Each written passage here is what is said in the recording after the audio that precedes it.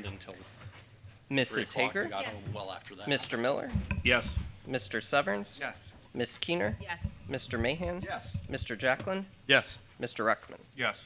We're out of executive session at 6:58. We move now to Mrs. Keener with Employee and Community Relations to discuss ordinance 2026-55, fixing the number of employees in the police department.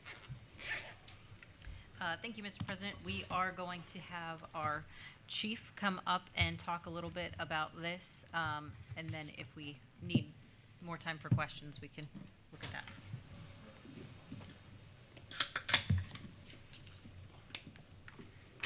Good evening, can everybody hear me?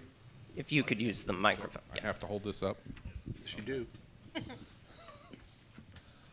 So what this is for, folks, and I think I've talked to most folks, is St. Vincent de Paul School here in Mount Vernon approached us a little while back about the possibility of a school resource officer, a full-time school resource officer.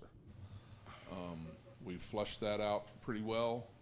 We've had a meeting with the safety service director and the administration of the school, and we presented them with the basic contract that we have for our current school resource officer. Our law director is going to be looking that over a little bit, but the first step in the process to hiring a school resource officer is to have a position for the school resource officer. So the St. Vincent de Paul School understands the 75-25 split for the cost of the school resource officer. Basically, a school resource officer works 9 months out of the year for the school, 3 months out of the year during the summer break. They come back to the police department and we assign them to whatever duties we have going on right now. So currently, like Patrolman Armstrong is working the road. We've got a couple people off on injury leave, so he's filling in on the road. Or he does community events and stuff like that. So we have them 3 months, 25%. They have them 9 months, 75%. We talk to them. Currently, the cap is $75,000 a year for them. So if it goes to $76,000, we do pick that up. But right now, that's roughly the number that we're working with is about $100,000 a year. And that's the cost of the whole officer. It's not just the officer's pay rate, his hourly pay rate. It includes the cost of the insurance for the officer, the BWC coverage, pension pickup, and so on and so forth. So that's where we're at right now. St. Vincent is excited about it. We did tell them we would like a minimum of 3-year commitment. We haven't hammered that out yet, but they agreed to the minimum of 3 and possibly willing to go up to 5. Mr. Salyers also talked to them a little bit about, okay, the number 75,000 is the max right now, but in future years going forward, as the cost of employment, the cost of having an officer goes up, we can negotiate that price a little bit also. So we will have something in the proviso. Our law director's looking over the contract.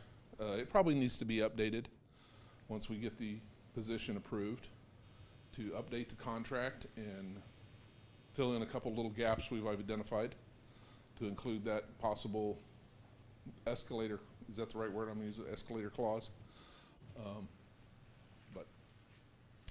So I would. Is this some, sorry.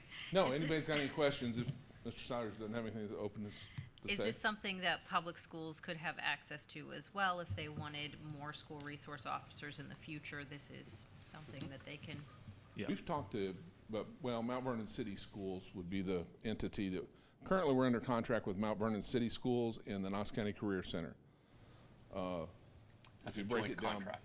What's that? It's a joint contract. It's a joint contract between the Career Center and Mount Vernon City Schools. Since our officer covers the middle school and high school, covers 50%, the Career Center covers 25%, and then we as the city of Mount Vernon cover 25%. That's how Patrolman Armstrong's coverage is broken down right now. This would be for St. Vincent de Paul only, because they're the contractee. If the city schools were to be interested in adding another SRO or a school resource officer, you'll hear that acronym shorthand, we would entertain that under the same structure. I have 2 questions. Yes, sir. The first is, what happens after 3 years if they don't renew? So we talked about, we said that at our meeting with the administration, with the school administration, is that in order to add to our roster, we would want more of it cannot be a year-by-year commitment. We floated the 3-year. They said that they had already talked to their board and they would be interested in entertaining a 3 to 5 year contract. This is not something, they have talked about this for an extended period of time. If you're familiar, I believe it was last year, there was a parochial school shooting, a Catholic school shooting in Minneapolis, I believe. So that is still, very present in their minds. It's present in our minds. It's present in, I believe, every school administrator. This isn't something that I think that they're going to, it's not a fad. So, nevertheless, contractually, we said if we were going to bring this to council, not only would we want 3 to 5 years, but that's just the beginning, right? They were totally fine with our 3-year figure. As the chief mentioned, they throw out a 5-year figure, and then we would, just like we do with the city schools, it's just kind of the end of that contract. It's a look-back period, and then we go and we talk about renewal. So to answer your question very directly. Yes. If 3 years from now, say we do a 3-year contract, and 3 years from now they said, we're not interested in doing this anymore, then we would either do one of two things. We would absorb the cost of that officer and assign them to other duties within the police department as the police department grows, or ultimately we could end up being a layoff situation where an officer would have to be laid off. I don't ever foresee that happening, Yes. but Those are the options. And then the direct answer to your question is that. And then my next question, and please, I hope that, I'm afraid I'm going to word this in a way that might be uncomfortable, and I apologize for Okay. that. We just approved like $29 million to build a new police station. So my question is, have we looked at existing officers to make sure that, we don't have, like, we have an efficiency of force and we can't just move somebody to that position? Well, the process for doing this is we can't put the cart before the horse. Yes. We have to have a new police. I can't take a current officer and assign them to a police job at St. Vincent Okay. without shorting one of the other positions within the police department. So that's why we've asked to have another position granted to the police department. I believe it says 22 patrolmen goes to 23. Okay. This is a patrolman's position. I think that his question was, is everybody in the police department currently busy and occupied to the fullest extent? Yes. Yes. Yes. Very much so. Okay. I do Very think that much there so. would be, when we pass something that's $29 million to down Understood. to 26, I believe, right? That's a huge chunk. And then for us to say, let's also add some new officers, I think having this conversation is Yes. important. Well, and Well, I think even- it's also important to note that that is for a building, and Yes. that's just a different pot of money Yeah, altogether. we're talking about different pot of money. funds too, but And- nevertheless, good. And what, Yeah. oh, I'm sorry. Well, I think that's a valid point. That is a different pot of money, if you will, different funds that we're operating that out over an extended period of time. Nevertheless, hey, we're building this, new police station. Can we afford to add another officer? And I think this would be a good time to reemphasize that they're covering 75% of the costs. We would be on the hook for the other 25, but we've already been exploring those options. And Chief, if you'd like to. So, and also, it falls within the growth of the police department. As the city of Mount Vernon grows, as our revenues grow, our calls for service are gonna grow. The Mount Vernon Police Department is gonna have to scale to that growth as well. So you would project that even if in 3 years St. Vincent says, no, we're good, we don't want to invest this way, that would be an appropriate, moving that person over at that time would be an appropriate Yes. move. Okay. I will also say that additional school resource officers was something that you and I discussed 3 years ago. So We did. This is a long time coming. We My did. time is over, so if you have any final thoughts to wrap up. I do not. If we could get this, I think it would Tanner be, has thoughts. yeah, I think we did explore a 3-year grant. Now, of course, yes, you that never is want the to. other part of this is I had a meeting this morning with my grant writer. We are in the process of writing a COPS grant, community-oriented policing system grant, which could cover, there's no guarantees with grants, up to $125,000 for 3 years to help offset the city's cost of this. And there's $158 million up for grabs. So we stand a decent chance. It's a very competitive grant, but even if they give us something, it would also help offset this. And we would continue to. It's for, we haven't done it before because it's for new positions. The grant is. I would plan to take this to its third and final reading tonight unless there is some strong opposition. And I will give my committee up. That's it. Thank you. There's no other questions. Thank you for your attention. Now we move to Streets and Public Buildings, Mr. Severns, on Resolution 2026-68 Urban Renewal Area. Yes, we're going to talk about this resolution. It is on our agenda. Mr. Salyers, are you going to be the person to give us this information, please? I will start off and I will tag team this with Mr. Broren. So as we searched, as we've been on a several year discussion about buildings and best use, and I will say highest and best use, that will be our buzzword today. We looked at what to do with what we have been referring to as the Togger block, which includes 3 buildings on Public Square that the city owns. The city owns this entire portion here, and if maybe Mr. Sherman, if you could pull up to that piece of legislation and just show everybody what we're referring to here. So we are referring to the green building, maybe on the square that you're familiar with. That is the Togger building. We're talking about the building that maybe you're familiar with, the candy shop, and then the building next to it that was that has Bo Lacey, and it was maybe the former public defender's office that you're familiar with. We refer to that collectively as the Togger block. Additionally, in this area, we are talking about 3 North Gay Street. That includes our water and tax office. And you'll notice in this square, this area that we are referring to and what is pertinent to this legislation also includes 5 North Gay Street. So what we heard from the community when we were talking about this as years ago as a potential site for the court is, please don't stop that. So we listened. They said we would prefer, the community that is, said we would rather that be preserved for downtown shopping. We would rather that be preserved for maybe downtown living. Nobody has really chained themselves to the Plaza building for, I think, for obvious reasons. Rob? No? Okay. Last chance. All right.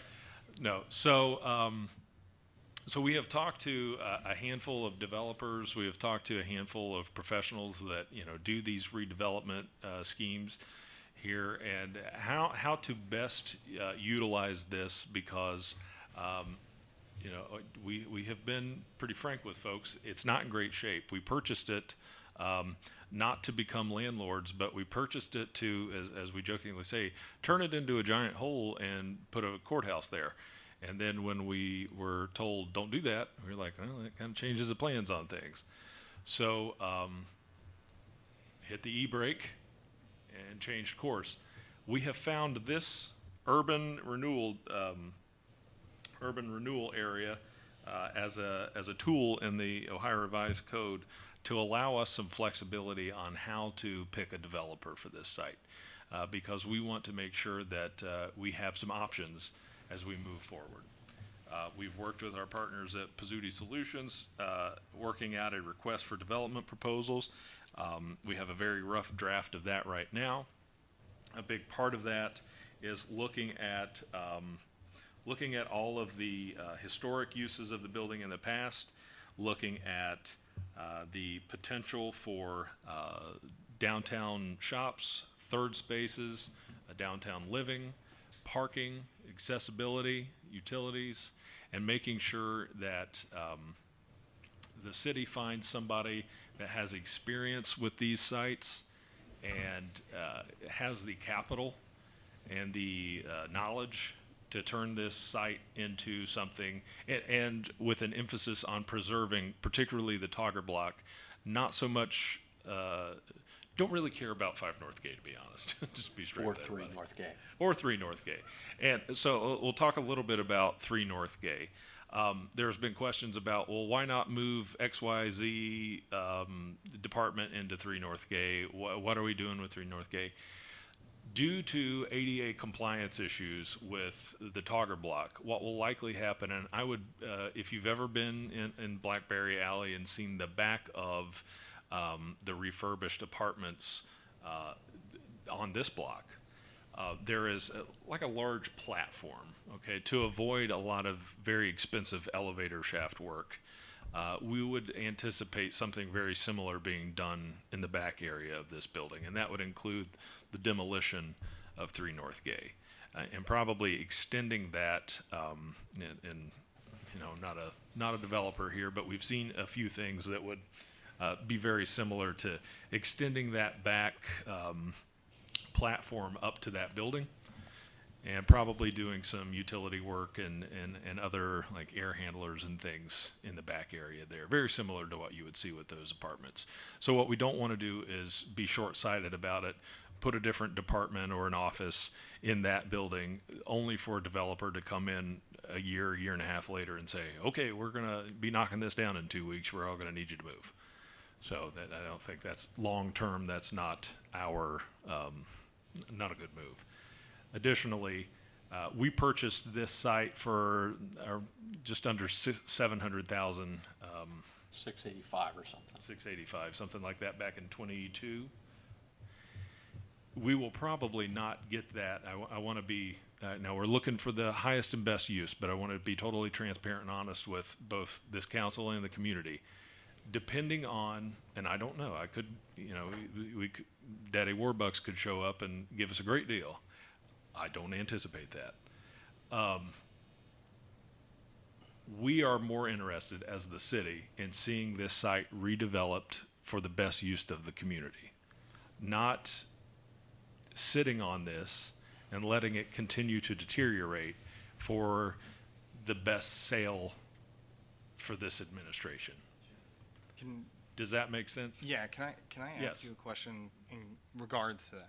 Will the city have any say in, Well, oh, sorry. yeah, no, I can, Finish your wanna- question. Yeah, know finish what your I- question, You know where I'm I'm gonna going? jump on it, All right. Let's see Yeah. if you're right. I'm going to zig now. Yeah. Oh, no, we answered too quick.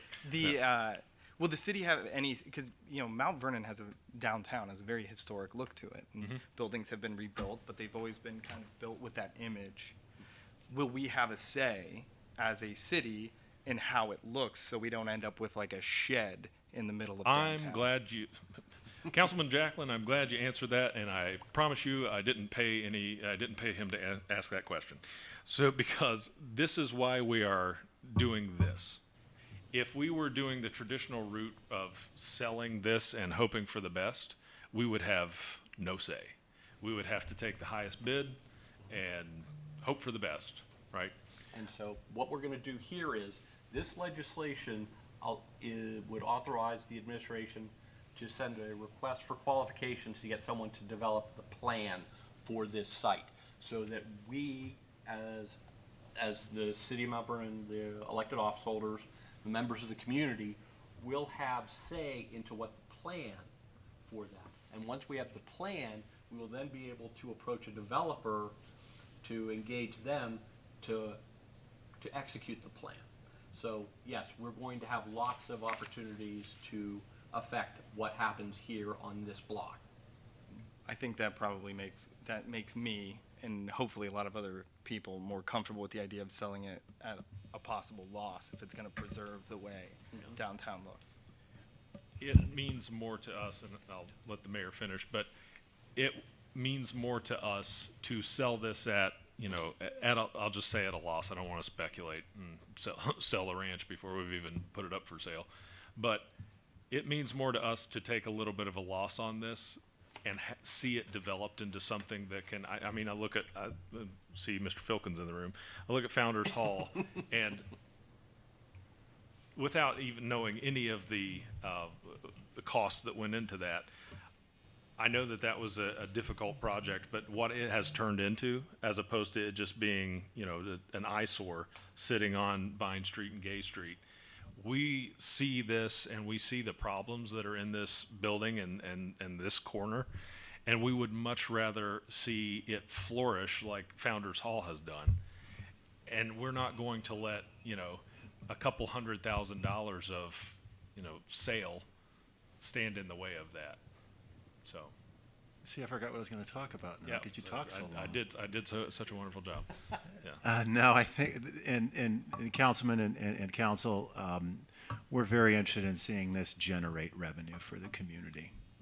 The form is important, but the function has got to match also. And so we want to see a bustling downtown, and this is a prime location for some huge economic activity that is very meaningful to the community, and that's what we would like to see come back. So a little bit of loss on the sale of it should be offset in the long-term revenue streams that come back to the city.